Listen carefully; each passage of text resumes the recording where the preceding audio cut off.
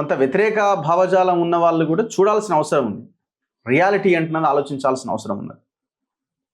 నా ముందు బెలై నాయక్ గారు ఉన్నారు, మాట్లాడదాం. బెలై నాయక్ గారు ఏమనాలి? మిమ్మల్ని మాజీ నక్సలైట్ అనాలా లేకపోతే అర్బన్ నక్సలైట్ అనాలా? బెలై నాయక్ అనండి, ఎవరు ఏ ప్రేయర్తో పిలుచుకున్నా మాట్లాడదాం. ఓకే, ఇప్పుడు మీరు వాళ్ళ ఇష్టం. మీరు కూడా ఇప్పుడు అదే అదే సరే, మీరు ముందు నుంచి అదే దీంట్లో ఉన్నారు కదా. ఇప్పుడు రాహుల్ అంటే ఐడియాలజీని ప్రేమిస్తున్న దాంట్లో మీరు ఒకరు. నేను మానవత్వాన్ని ప్రేమిస్తా, మనుషుల్ని ప్రేమిస్తా, సమానత్వాన్ని ప్రేమిస్తా, రాజ్యాంగ విలువల్ని ప్రేమిస్తా, మనుషులంతా ప్రకృతిలో భాగంగా జీవించడాన్ని ప్రేమిస్తా. మనుషులు ప్రకృతిలో భాగంగా జీవించకుండా ఆధిపత్యం చేయాలనుకునేటోళ్ళందరూ నన్ను వ్యతిరేకిస్తారు, నిన్ను కూడా వ్యతిరేకిస్తారు. గౌరవంగా సత్యంతో బతకాలనుకునేటోళ్ళు ప్రేమిస్తారు, అసత్యాన్ని పునాదిగా చేసుకున్న వాళ్ళంతా వ్యతిరేకిస్తారు. సమానత్వాన్ని కావాలని ప్రేమించే వాళ్ళంతా మనల్ని గౌరవిస్తారు. ఆధిపత్యమే మా కేంద్రకంగా ఉండాలి. అసలు వీడు బీసీ ఏంది, వీడిని వీడు లంబడోడు, వీడిని గౌరవించడేంది, అసలు మాది కదా పెత్తనం ఉండాలనేటటువంటి అగ్రకుల అహంభావకు భావజాలం ఉన్న వాళ్ళందరూ మనల్ని వ్యతిరేకిస్తారు, సమానత్వాన్ని కోరుకోవడం.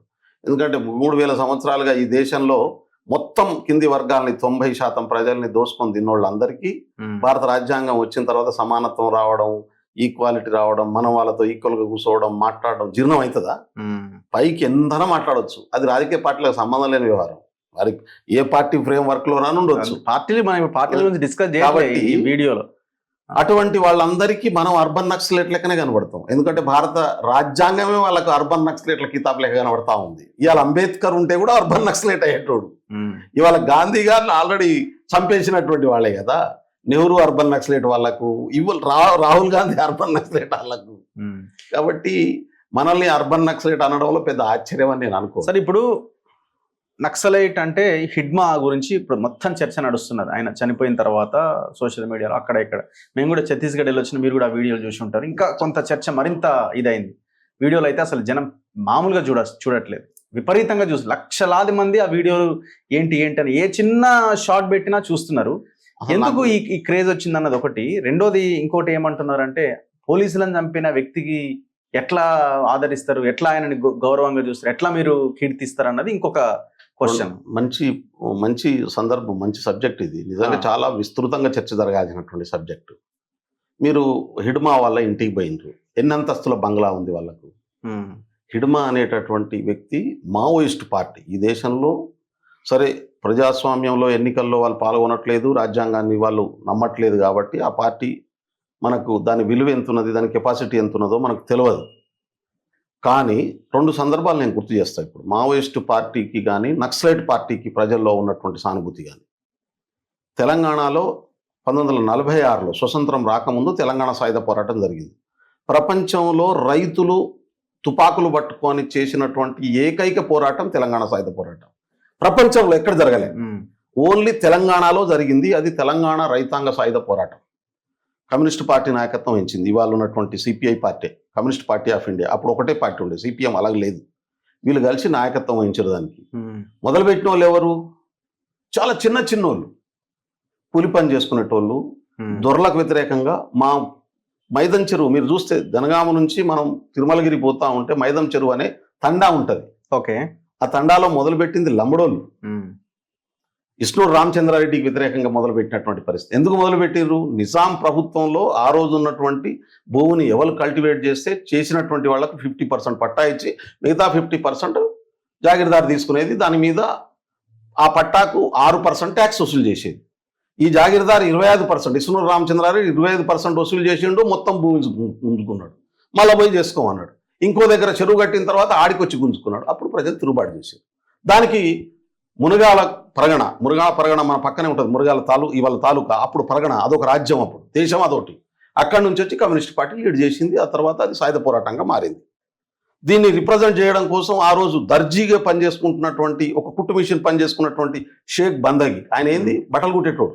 అరే ఈ గిరిజనులకు అన్యాయం జరిగిందని చెప్పి వాడు తీసుకొచ్చి నిజాం రాజును కల్పించాడు దర్బార్కు. నిజాం రాజుకు కల్పిస్తావా, నువ్వు తీసుకుపోయి వెళ్తావు, అప్లికేషన్ పెట్టిస్తావా అని చెప్పి షేక్ బందగిని చంపారు. మొదటి అమరవీరుడు షేక్ బందగిన తెలంగాణ సాయుధ పోరాటం. ఎందుకు చెప్తున్నా నేను ఇదంటే, న్యాయం కోసం, ధర్మం కోసం మాట్లాడితే మనం చంపేసినప్పుడు. ఇట్లా మన దగ్గర జరిగింది సాయుధ పోరాటం. తర్వాత ఆ సాయుధ పోరాటం హైదరాబాద్ సంస్థానాన్ని కంప్లీట్గా భారతదేశంలో విలీనం చేసేటటువంటి పరిస్థితి తీసుకొచ్చింది. అప్పటికే జాగీర్దారులు జమీందారులు రజాకార్ ఆర్మీ ఎవరు కాసిం రజ్వీ అనేటటువంటి అహ్మదాబాద్ కేంద్రకంగా కొనసాగుతున్నటువంటి 3000 ప్రైవేట్ సైన్యాన్ని కలిగినటువంటి ఒక అడ్వకేట్ ఆర్మీని తెచ్చుకొని జాగీర్దారు జమీందారులు ప్రజల మీద తీసుకొల్పారు. నిజాం సైన్యం కాదు అది. కాసిం రజ్వీ అనేటటువంటి వ్యక్తి ఒక ప్రైవేట్ సైన్యం 3000 మంది ప్రైవేట్ సైన్యాన్ని పెట్టుకున్నటువంటి వ్యక్తి. ఆయన తీసుకొచ్చుకున్నారు జాగీర్దారులంతా. ఎందుకు ప్రజలంతా ఈ దొరల మీద భూస్వాముల మీద దాడి చేసి భూములు గుంజుకుంటా ఉన్నారు, మా కోటల మీద దాడి చేస్తున్నాం అంటే మన దగ్గర జరిగిన చరిత్ర ఇది, ఎక్కడో కాదు. ఎందుకు చెప్తున్నానంటే ఇవాళ హిడ్మాకు దీన్ని ముందు ఇది అర్థం చేసుకుంటే ప్రజలు ఎప్పుడు కూడా న్యాయం, వాడు చేసిన కష్టానికి ఫలితం అని గౌరవం ఇది కోరుకుంటారు. అప్పుడు రాజురు కాలం ఉండి 1946లో, తర్వాత తెలంగాణలో ఇంకెక్కడో కాదు కరీంనగరు, ఆదిలాబాదు, వరంగల్ భయంకరమైనటువంటి దొరతనం 61, 62 కాలంలో. స్వతంత్రం వచ్చింది, భారతదేశంలో ఉన్నాం, తెలంగాణ ఉమ్మడి ఆంధ్రప్రదేశ్లో ఉంది. ఇక్కడ కదా నక్సలైట్ ఉద్యమం మొదలైంది. నక్సల్బరీ నీకెక్కడో బెంగాల్లో మొదలైతే, శ్రీకాకుళంలో గిరిజన ఉద్యమం మొదలైతే, అక్కడి నుంచి శ్రీకాకుళం నుంచి కరీంనగర్ దాకా 72, 73, 80 కాడికి వచ్చేటలకు పీక్ స్టేజ్కి ఒక్క కరీంనగర్ జిల్లా నుంచి 5 లక్షల ఎకరాల భూములు గుంజేసారు కదా. దొరల దగ్గర ఉన్న భూములు ప్రజలు అవన్నీ పంచబడ్డాయి కదా. ఆ 5 లక్షల ఎకరాలు మొన్న కేసీఆర్ దొర అధికారంలోకి వచ్చేదాకా పట్టాలు కాలే కదా. మొన్న ఆయన తీసుకొచ్చిన కొత్త చట్టం ఎందుకు, అది మొత్తం దొరలకు మళ్ళీ పట్టాయి అని కదా. అందుకని ప్రజలు ఆ రోజు ఏం పరిస్థితి, బీసీ మహిళలు బట్టలిప్పదీసి బతుకమ్మలు ఆడించేటటువంటి పరిస్థితి. కాబట్టి ఆ ఊర్లలో అంతో ఇంతో చదువుకోనున్నటువంటి వాళ్ళు ఏ కులంలో పుట్టినా బయటి ప్రపంచాన్ని చూసినటువంటి విద్యార్థులు ఇది అన్యాయం అని చెప్పి పోరాటం చేసి ఆ దొరలకు వ్యతిరేకంగా నిలబడ్డారు. సొంత కుటుంబాలకు, తన తల్లిదండ్రులకు వ్యతిరేకంగా పోరాటం చేసిన వాళ్ళు దొరలలో పుట్టిన అగ్రకులాల్లో పుట్టిన వాళ్ళు కూడా నిలబడి ఇది అన్యాయం, ఇది తప్పు అని చెప్పి నిలబడి కొట్లాడినటువంటి వాళ్ళు. అప్పుడే ఇక్కడంతా ఈ ప్రాంతం అంతా నక్సలైట్ మూవ్మెంట్ నడిచినటువంటి పరిస్థితి. నేను చిన్నప్పుడు మా ఏరియాలో జరిగింది చెప్తా. నేను హైదరాబాద్లో 80 నుంచి చదువుకుంటాం, 3వ తరగతి నుంచి హైదరాబాద్లో చదువుకుంటాం. కానీ మా గ్రామం, మా చుట్టుపక్కల గ్రామం, మా ధర్మరావుపేట, ఖానాపురం మండలం, వరంగల్ జిల్లా, బుధరావుపేట కానీ, ధర్మరావుపేట కానీ, మంగళారిపేట కానీ, చుట్టూ ఉన్నటువంటి అన్ని గ్రామాలలో నక్సలైట్ ప్రభావం ఉండేది. పొద్దున 6 అయితే కూబింగ్ కోసం వచ్చేటటువంటి పోలీసులు ఊరినంతా గిరావు చేసేటోళ్ళు, ఊరినందరినీ గిరావు చేసేటోళ్ళు. దొడ్డికి చెంబట్టుకొని పోయేటటువంటి వాడు మళ్ళా అడు 12, 13 ఏండ్ల కంటే పైన వయస్సులో ఉన్నటువంటి వాడు దెబ్బలు తిన నోటు ఉండకపోయేది మా ఊర్లలో. అంతేనా? అంత దారుణంగా ఉండేది. అప్పుడు ఆ దెబ్బలకు భయపడి కొంతమంది అండర్ గ్రౌండ్లోకి నక్సలైట్లకు వెళ్ళిపోయినటువంటి పరిస్థితి ఉంది. సరే, నక్సలైట్ పార్టీ సిద్ధాంతం ఏముంది, దాని లక్ష్యం ఏముంది, దాన్ని నేను సమర్థించను.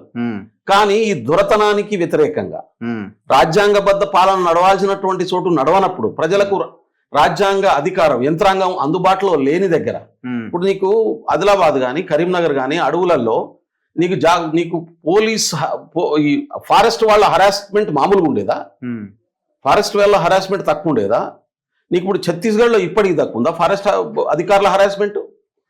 వాళ్ళు మొత్తం అసలు గుడిసెలు తలగబెట్టి ఎత్తుకుపోయినటువంటి పరిస్థితి ఉన్నది కదా. కాబట్టి నక్సలైట్ పార్టీ పోంగనే మాకు ఆదుకోవడానికి నక్సలైట్ పార్టీ తుపాకీ పట్టుకోగానే వాళ్ళని చూసి అధికారులు దొరల చేతిలో ఉన్న భూములందరూ పంచిన దాంట్లో కూడా నక్సలైట్ల భాగస్వామ్యం ఉందా? ఉంది. తెలంగాణ సాయుధ పోరాటంలో 1946లో జరిగిన పోరాటంలో 3000 గ్రామాలు విముక్తైనాయి. 10 లక్షల ఎకరాల భూమిని ఆ రోజు కమ్యూనిస్ట్ పార్టీ నాయకత్వంలో టేక్ ఓవర్ చేసిండ్రు. ఈ 10 లక్షల ఎకరాల భూమి, మళ్ళీ చెప్తున్నా నేను, ఎక్కడో జరగలేదు. జనగామ ప్రాంతం కావచ్చు, సూర్యాపేట కావచ్చు, ఇవాళ ఈ ప్రాంతం అంతా 10 లక్షల ఎకరాల భూమిని టేక్ ఓవర్ చేసిండ్రు ఎవరు? Communist party. ఆ రోజు అదే కమ్యూనిస్ట్ పార్టీ, అది తుపాకీ పట్టుకునే చేసింది కదా. ఇవాళ కమ్యూనిస్ట్ అంటున్నాం, వాళ్ళు నక్సలైట్లే కదా. ఆ రోజు అదే తుపాకీ పట్టుకొని వాళ్ళు చేసింది నక్సలైట్లే కదా. 46లో మొదలుపెట్టి 3000 గ్రామాలలో మొత్తం వాళ్ళ కమ్యూనిస్ట్ పార్టీ నాయకత్వం చేతికి వచ్చేసింది. ఆ 10,000 గ్రామాల్లో వచ్చిన ఈ 3,000 గ్రామాల్లో వచ్చిన 10 లక్షల ఎకరాల భూమిని పేదలకు పంచినప్పుడు వాళ్ళు తర్వాత మళ్ళీ సెప్టెంబర్ 17 ఇండియన్ ఆర్మీ 11వ తారీఖు నాడు ఎంటర్ అయ్యి రజాకారులను అణిచేసి ఇటు వీళ్ళని సరెండర్ కండి అని చెప్పి సరెండర్ చేసుకున్న తర్వాత ఒక సెక్షన్ అంత వెనక్కిపోయి 1964లో ఈ సాయుధ పోరాటాన్ని విరమించాలని ఒత్తిడి చేస్తే మేము చెయ్యమని చెప్పింది. దాని తర్వాత కదా కమ్యూనిస్ట్ పార్టీలో 2 ముక్కలైంది. సిపిఐ మేము పుట్టింది దాని నుంచే కదా. అందుకనే ఇది మన దగ్గర జరిగింది.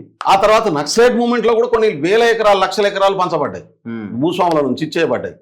కానీ అది రెగ్యులరైజ్ కాలే. కబ్జాలు చేయాలన్న భయం ఉంటుండే.